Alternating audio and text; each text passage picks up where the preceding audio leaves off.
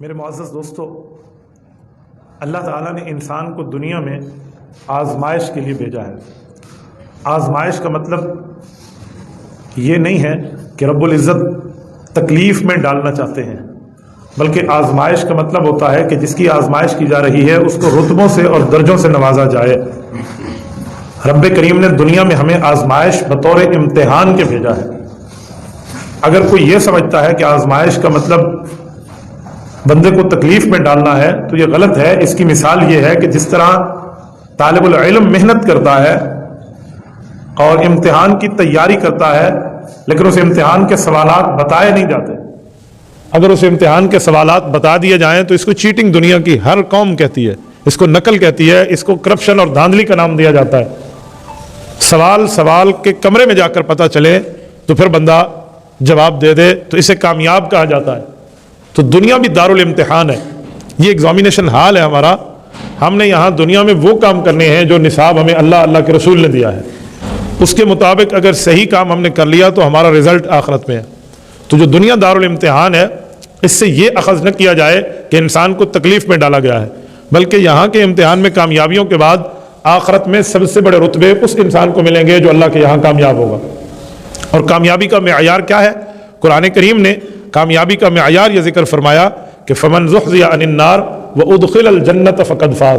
کامیاب وہ ہے جو جہنم کی آگ سے بچ گیا اور جنت میں داخل ہو گیا۔ اللہ تعالیٰ کی نظر میں وہ شخص کامیاب ہے۔ اب اس کامیابی کے حصول کا معنی کہ ہم نے دنیا میں وہ کام کرنے ہیں جس سے ہمارا اللہ خوش ہو جائے۔ دیکھیں، ایک فرشتے ہیں، فرشتوں کا ایمان یہ نہیں ہے کہ ان کے ایمان میں کوئی نیکی کریں گے تو اضافہ ہو جائے گا، ان کے ایمان کی روشنی اگر گناہ ہوگا تو کم ہو جائے گی، ایسا نہیں ہے۔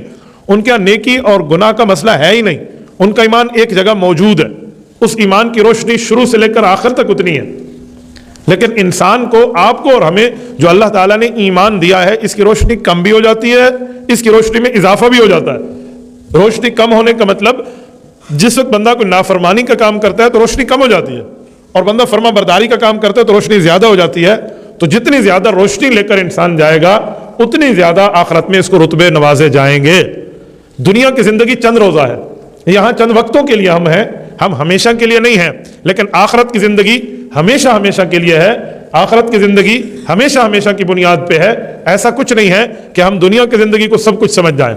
جو بندہ دنیا کی زندگی کو سب کچھ سمجھے گا وَمَا لَهُ فِي الْآخِرَةِ مِنْ خَلَاقٍ، قرآن کہتے ہیں اس کا آخرت میں کوئی حصہ نہیں ہے۔ آپ اور ہم دنیا کے لیے نہیں آئے، آپ اور ہم آخرت کے لیے آئے ہیں۔ کفار کی سوئی آج تک یہاں اٹکی ہوئی ہے، وہ سمجھتے ہیں کہ دنیا میں انسان اپنی مرضی کے مطابق زندگی گزارے، کیوں ہم اپنی خواہشات کو ختم کر دیں، کیوں ہم اپنی چاہتوں کے اوپر چھری پھیر لیں، کیوں؟ انہوں کا عقیدہ ہی یہ نہیں ہے کہ ہم آنے سے پہلے کہاں تھے اور ہم جانے کے بعد کہاں ہوں گے۔ مسلمان کا نظریہ یہ نہیں ہے، مسلمان کا نظریہ یہ ہے کہ ہم آنے سے پہلے عالم ارواح میں تھے، پھر عالم دنیا میں آئے ہیں، اور یہاں سے نکل کے ہم نے قبر کے پیٹ میں جا کر آخرت میں پہنچنا ہے۔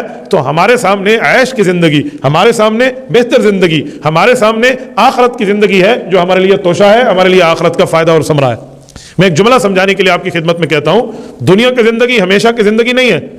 دیکھیں، آپ اور ہم روزانہ دیکھتے ہیں کتنے بندوں کے جنازے جا رہے ہیں، بندہ فوت ہو گیا ہے، بندے نے دنیا چھوڑ دی ہے۔ تو اگر یہ ہمیشہ کی زندگی ہوتی تو پھر بندے کو موت نہ آتی۔ ہمیشہ کی زندگی وہ ہے جس میں موت نہیں ہے، اور وہ آخرت کی زندگی ہے۔ وہ کہتے ہیں آخرت میں موت کو ایک بکرے کی شکل میں لایا جائے گا، جہنمی جہنم میں ہوں گے جو کفار ہیں، مشرکین ہیں، اور جنتی جنت میں ہوں گے، تو ان کے سامنے موت کو لا کے ذبح کر دیا جائے گا۔ کہتے ہیں اس وقت موت ہوتی تو لوگوں کے دل پھٹ جاتے کہ اچھا، یہ آخرت کی زندگی اتنی لمبی ہے، اس میں کوئی ختم نہیں ہے، کوئی انتہا نہیں ہے۔ تو اصل زندگی وہ ہے، دنیا کی نہیں ہے۔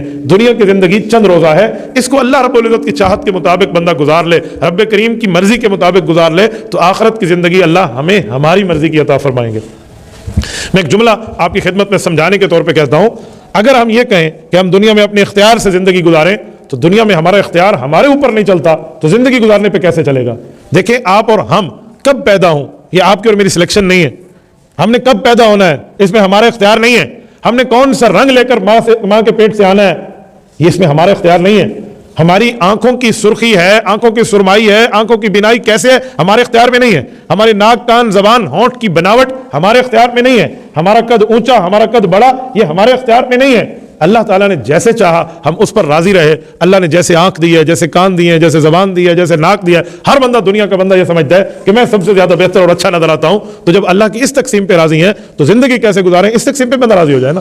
یا تو ہمارا کوئی اختیار ہو, ہمارا کوئی اختیار نہیں, کچھ اختیار ہمیں دیا گیا ہے اور وہ بھی محدود ہے, اور اس محدود اختیار میں بھی بندہ اگر تکبر میں آئے تو پھر اپنی زندگی کو برباد کر بیٹھے گا. حضرت علی المرتضیٰ رضی اللہ تعالیٰ عنہ سے ایک شخص نے سوال کیا نا کہ ہم اپنے اختیار سے سب کچھ کرتے ہیں, آپ کیوں کہتے ہیں اس میں اللہ کا اختیار چلتا ہے؟ تو حضرت علی المرتضیٰ رضی اللہ کئی جواب دے سکتے تھے. حضرت علی نے لمبی بات نہیں کی, شارٹ ہینڈ میں اسے سمجھایا. اسے کہا بھائی آپ کے پاس اختیار ہے؟ وہ کہنے لگا میرے پاس تو اختیار ہے, میں چاہوں تو بائیں نہ دیکھوں میں ادھر منہ کر کے بیٹھا رہوں, اور چاہوں تو دائیں دیکھوں میں بائیں نہ دیکھوں میں ادھر منہ کر کے بیٹھا رہوں. اس طرح مختلف مثالیں اس نے دی. تو حضرت علی نے کہا واہ یار, مجھے تو پہلی دفعہ بندہ ملا جو قابل اختیار ہے اور وہ بھی اللہ کے مقابلے میں. تو وہ بڑا خوش ہوا کہ میری بات مانی جا رہی ہے. فرمایا اگر آپ اٹھ جائیں تو مجھے ایک سوال کا جواب ملے. وہ کھڑا ہوا, فرمانے لگے کہ ایک پاؤں اٹھاؤ. اس نے پاؤں اٹھا کر اوپر کیا اور کہنے لگے آپ تو با اختیار ہے نا, بھائی یہ پاؤں آپ کی اپنی جگہ ایسے اٹھا ہی رہے, اس دوران آپ ذرا دوسرا پاؤں اٹھا لیں. تو اس سے دوسرا پاؤں نہ اٹھ سکا. تو نے کہا کیوں بھائی, آپ ایک پاؤں یہاں روک کے دوسرا پاؤں اٹھا کے دکھائے نا. تو اس نے کہا جی مجھے جواب مل گیا ہے, جو آپ سمجھانا چاہتے تھے وہ عملی طور پہ پریکٹیکل آپ نے مجھے سمجھا دیا ہے کہ انسان کے ہاتھ میں کتنا اختیار ہے. بھائیو, نہ ہمارے اختیار میں ہمارے والدین ہیں, یعنی میری مرضی نہیں ہے کہ میرا یہ ابا بنے وہ ابا نہ بنے, میری یہ اما بنے وہ اما نہ بنے, میرا اختیار نہیں ہے. اور میری مرضی نہیں ہے یہ میری بہن بنے یہ میرا بھائی بنے, یہ بھی اللہ رب العزت کی طرف سے ہے. میری مرضی نہیں ہے میں اپنی کون سی قوم بنا لوں. کوئی کہے میں سادات میں پیدا ہوں, کوئی کہنے میں فلاں کاسٹ میں پیدا ہوں, یہ ہماری کوئی مرضی نہیں ہے. یہ سب کچھ اللہ رب العزت کی تقسیم ہے. تو ادھر ہمیں یہ خیال کیوں نہیں آتا کہ ہم اپنی مرضی کا پلاٹ لگا لیں, اپنی مرضی کی قوم والا بچہ پیدا کریں؟ ایسا کچھ بھی نہیں ہے. نہ اسے دنیا حلالی مانے گی, نہ آدھی دنیا حرامی مانے گی. ہم کیا کریں گے؟ کہاں سے پلاٹ لے کے مرغی کی چوزوں کی طرح بچے پیدا کرتے پھریں گے؟ تو ہمارا اختیار نہیں ہے. جب زندگی لانے میں ہمارا اختیار نہیں ہے تو زندگی کے بعد ہمارا اختیار نہیں ہے, تو زندگی کے دوران بھی اس اللہ کے اختیار کو مان لیں جس کے سب اختیارات ہم نے مانے. تو ایسی زندگی بندہ گزارے تو اس پر کوئی ایشو نہیں ہے. اور پھر شریعت کوئی چیزیں سمجھاتی ہے, جہاں شریعت چیزیں سمجھائے وہاں عقل نہ چلائیں. اگر ہم عقل چلائیں گے تو یہ بات غلط ہے. آپ کہیں گے کیسے؟ دیکھو شریعت خالق کی بنی ہوئی ہے, عقل مخلوق ہے. خالق کہتے ہیں بنانے والا, اور مخلوق کہتے ہیں جو چیز بنے. تو جو بنانے والے کا معاملہ ہے نا وہ بننے والے سے بہت زیادہ ہے. جو اللہ نے فرما دیا نا وہ آپ اور مجھ سے بہت زیادہ ہے. آپ کہیں گے کیسے؟ میں سمجھانے کے لیے آپ کی خدمت میں مثال دیتا ہوں. اللہ نے جو فرشتوں کو زمین میں انسان بنا کے نہیں بھیجا کیونکہ ان کے ہاں محسوسیت کا کوئی معاملہ نہیں ہے, ہمارے ہاں ہے. میں مثال دیتا ہوں, کسی کی خوشی دیکھ کر ہمیں خوشی ہوگی, کسی کا غم دیکھ کر ہم دکھ میں آ جائیں گے, تو اسے کہتے ہیں درد دل. علامہ اقبال رحمۃ اللہ نے اپنے ایک شعر میں ہمیں یہی سمجھایا کہ درد دل کے واسطے پیدا کیا انسان کو, ورنہ اطاعت کے لیے کچھ کم نہ تھی کروبیاں. یعنی فرشتے تو اللہ کی عبادت کر رہے تھے, اللہ نے اس درد دل کے لیے پیدا کیا ہے کہ یہ انسان چھوٹا ہے, اب یہ روئے گا تو اس کے ماں کے سینے میں اللہ دودھ اتار دے گا, یہ روئے گا تو اس کے باپ کو محنت کرنے کی غیرت آئے گی کہ دیکھو میرا بچہ ہے, میری اولاد ہے, میری بچیاں ہیں, مجھے کچھ ہاتھ پاؤں مارنے چاہیے تاکہ میں ان کے کمانے کا کوئی ذریعہ بنوں. تو اس ترتیب پہ چلے گا. پھر جب یہ بڑا ہوگا پھر اس کی ذمہ داریاں ہیں, پھر اس کا آگے معاملہ ہے. تو یہ جو ہمارے اندر درد دل ایک رکھا گیا ہے اس کے اندر پھر آزمایا جائے گا کہ دیکھیں جب میں نے کما لیا ہے, اور کمایا بھی اللہ رب العزت کے حکم اور اللہ کی دی ہوئی توفیق سے ہے, اب میں اللہ کے نام پہ کتنا دیتا ہوں, اپنا وقت کتنا دیتا ہوں, اپنی جان کتنی لگاتا ہوں, اپنا مال کتنا دیتا ہوں, اور اپنی اولاد کو اللہ کے لیے کتنا استعمال کرتا ہوں. اب یہ چیز آزمائش کی ہے, یہ چیز امتحان کی ہے, یہی چیز پوچھا جائے گا کہ بندے کا اب اس جگہ پہ کیا معاملہ ہے. بعض اوقات انسان سمجھتا ہے کہ کمایا ہوا مال میرا ہے, ایسا کچھ بھی نہیں ہے. جس تاجر کے پاس کوئی گاہک آیا ہے تو اس گاہک کے دل کے اندر جو آنے کی توفیق ڈالی وہ بھی تو اللہ نے ڈالی ہے. یا میرے کوئی پراپرٹی کا کام ہے اور میں کوئی اپنے پلاٹس بیچ رہا ہوں, دوسرے کا اس وقت نہیں بکا, میرا پلاٹ بک گیا ہے, تو جو لے گیا ہے اس میں میرے عقل نہیں چلا, میری اللہ کا کرم چلا. آپ اور ہم اگر یہ سمجھتے ہیں نا کہ ہم مال کماتے ہیں یا عزت کماتے ہیں یا اپنے لیے کوئی نام کماتے ہیں اپنے عقل کی وجہ سے, ایسا نہیں ہے. میں سمجھانے کے لیے ایک مثال دیتا ہوں, توجہ رکھنا. اگر عقل کی بنیاد پر رزق ملتا, عقل کی بنیاد پہ بندے کو رزق ملتا تو جانور بھوک سے مر چکے ہوتے. آج دنیا میں نہ کوئی بھینس زندہ ہوتی, نہ کوئی گائے زندہ ہوتی, نہ کوئی بکری زندہ ہوتی, نہ کوئی پرندہ زندہ ہوتا, نہ کوئی چرندہ زندہ ہوتا, وہ مر جاتے. عقل ان کے پاس کہاں ہے؟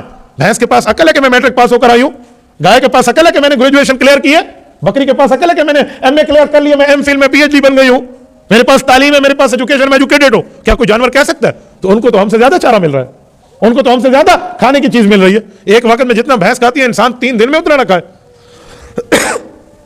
تو پھر عقل کی بنیاد پہ تو رزق نہیں ہے, عقل کی بنیاد پہ کمانا نہیں ہے, یہ تو اللہ کی تقدیر پہ. تو جو ہم کما رہے ہیں یہ بھی اللہ کی دی ہوئی نعمت ہے. اسے قرآن کہتا ہے من فضل اللہ, یہ اللہ کا فضل ہے جو تمہارے پاس آیا. ورنہ انسان تو بہت بے صبرا ہے.